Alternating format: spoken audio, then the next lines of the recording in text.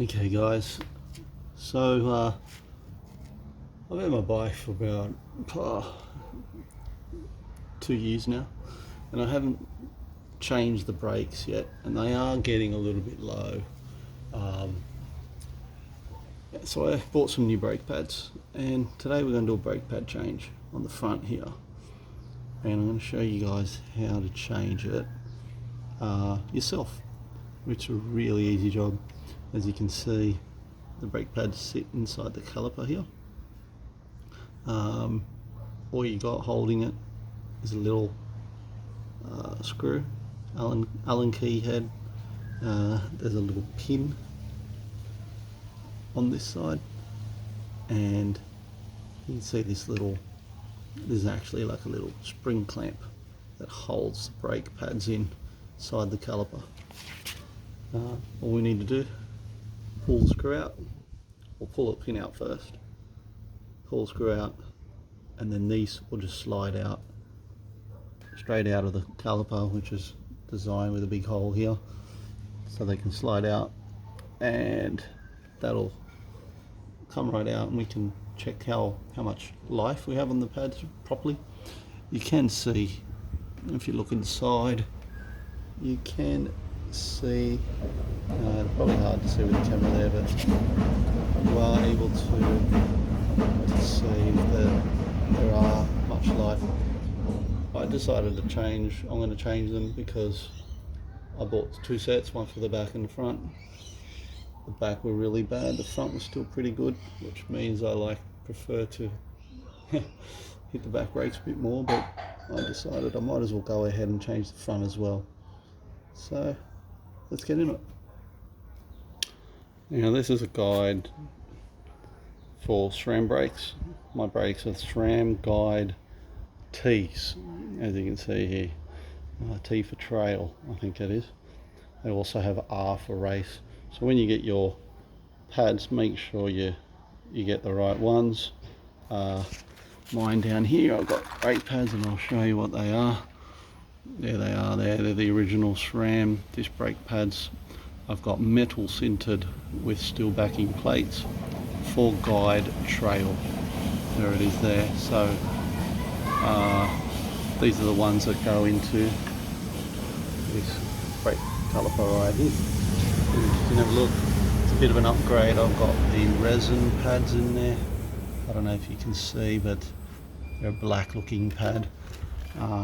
With these guys, there you can see they're metal. We'll get a better shot after when I take them out of the packet, but they're metal sintered. They're meant for wet weather as well, or extreme downhill when you're applying lots of brake pressure. They can handle the heat a lot better than the other ones. You won't get brake fade. But yeah, let's change them over. Okay, so what you need, set Allen keys, and it's just some thin nose pliers. I find it's easier to get this little clip off here. So what you do is you grab some thin nose pliers, grab that little clip, and just pull it out like so. Now that one actually went flying, so let me go and find it. Cheeky little thing went flying when it shouldn't have.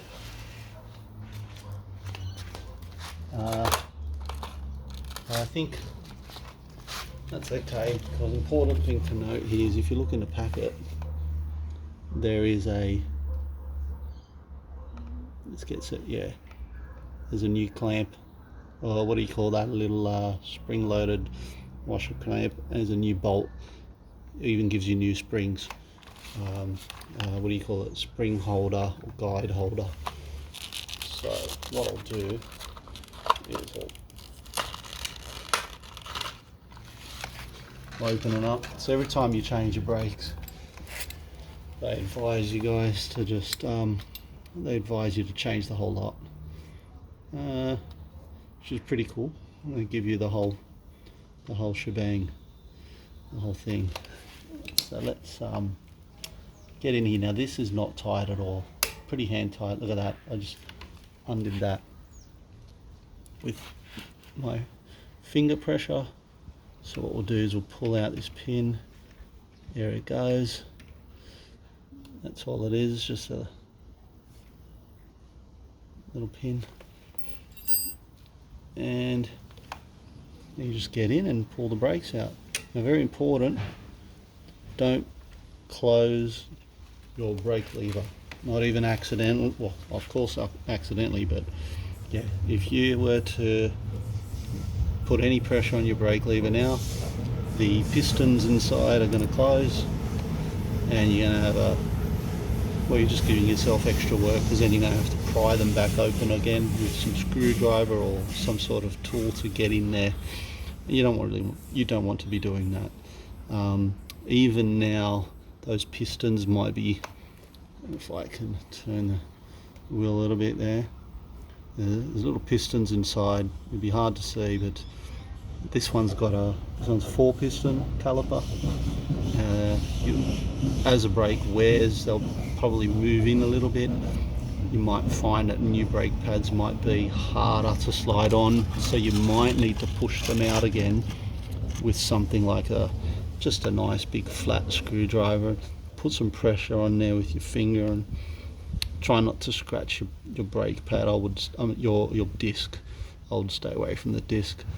Just push them as much as you can. I did it with the brake, with the back, and it was fine. We'll see how these go.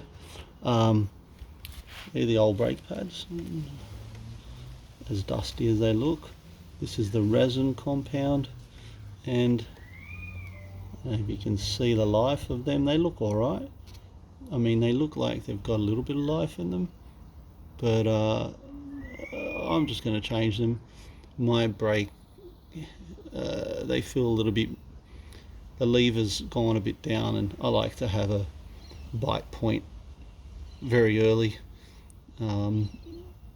And yeah, I've got the new one, so I might as well do it. Plus they're an upgrade with the metal sintered one, so yeah, you don't need this, you can discard the whole lot. Okay, so with the new ones, just take these out like so. Okay, whoops, there we go. But yeah, if you can see here, nice new brake pad, beautiful, plenty of life on there, brand new of course. So they give you a pin, I keep calling it a pin, it's a excuse me, I dropped it. It's a pad holder. Okay, clamp, there you go, you just sit them in like so. Okay, as you can see, just straight in there like that, and then they go over the top. The idea is that you've got this like Venus flytrap kind of contraption where it's like a mouth and it can close. So those springs are opposing the pads, keeping them all open. The pistons are going to close on them and apply brake pressure. So that's how you install them. They might wriggle around a little bit in here, like might not be a perfect fit, don't worry. Because once it all sits in and a bolt sits in there, it finds its home and it's fine. So yeah, make sure that it's just sitting in there nicely, not going to pop out. Close it with your fingers and get it in, and it should slide in between the disc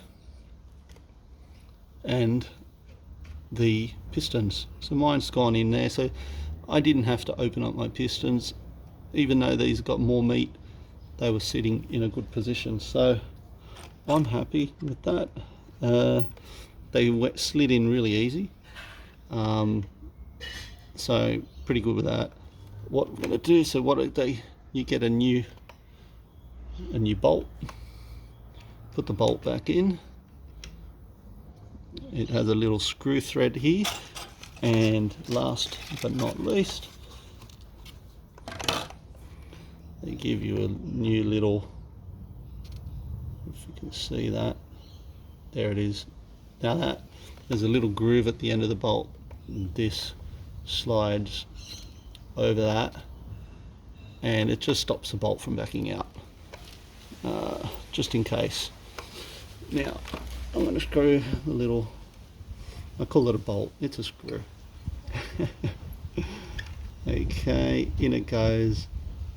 I don't know what the torque settings are, if they have any torque settings, to be quite honest, because it's not meant to be torqued. I just do it like finger tight, and that's, so yeah, if anything, maybe that's like about 4 Newton meters or something like that. And then with this little clip, I'm going to clip it on. Very important. Another little tip is, see this here, it's got a little flat part and it, like a T, but it goes off in one direction, so it's like an L shape actually, not a T. What you want is that little foot to sit away from the caliper, makes it easier for then you to take it off again. If it sits in, doesn't really matter, but it's going to cause a pain.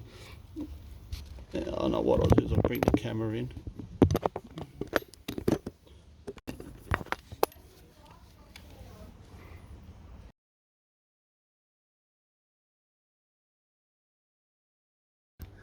So the last thing you want to do when you change your brakes is flip your bike upside down and spin the wheel.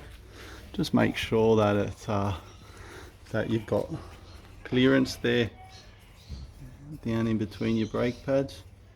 You want to sort of see daylight between the disc. You'll probably notice my disc a little bit warped, and it's been like that when it came with the bike. I never really bothered with it because it was only a slight warp and it doesn't really rub. So that's really it.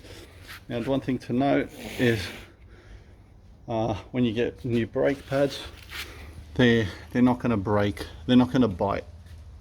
From brand new, they don't bite as hard on the disc, so you need to bed them in.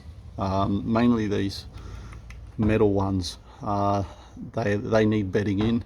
Probably the resin ones you can get away with it. I'm not sure, I haven't changed resin ones over, but I heard that because they have a better initial bite, you might not notice it as much. But definitely with these metal brake pads, the metal sintered ones, they're very smooth finish and they need to sort of wear down a little bit. You just need to sort of grind a little bit of layer off, and also the disc face itself needs to kind of bed in.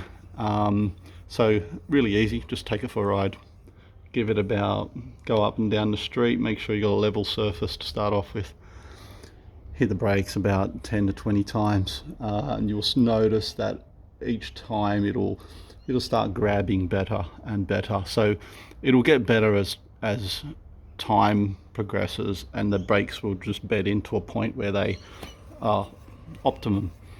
But that's really it. So if you want to have a go, I guess I hope this gives you confidence to change your own brake pads. And yeah, happy riding, guys. Cheers.